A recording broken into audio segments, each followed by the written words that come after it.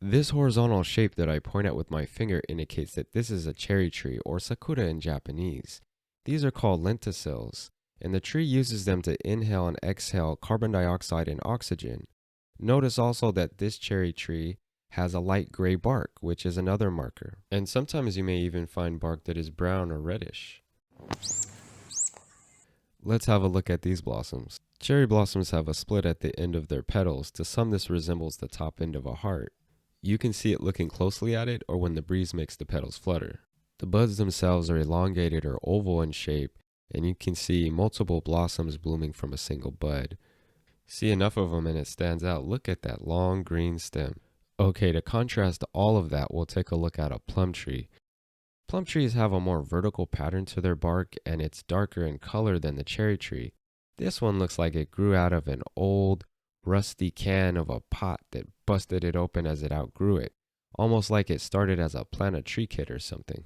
And possibly it did. It's very rusty in color. I've been oxidizing for some time. But again, if we look at the bark, we can see that it's darker. Here are some petals that are already late in the season, so they've wilted quite a bit. You can see the thin stems there that grow up, and that's very characteristic of a plum tree.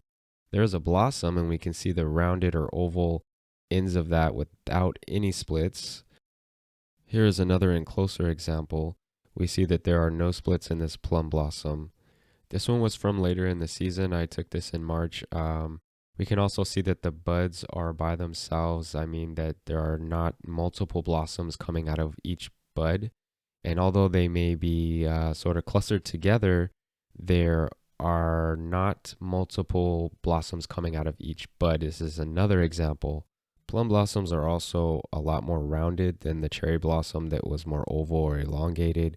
Generally, plum trees bloom before the cherry trees do, but there is some overlap, so you could see some species of cherry in full bloom while others haven't even budded yet. And for plums, it's a similar thing where some might be just budding while many species blossoms have already drooped or clean fallen off.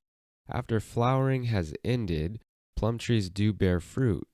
That is usually used for products like umeboshi, which is pickled plum, umeshu plum, wine, but it's not eaten directly from the tree.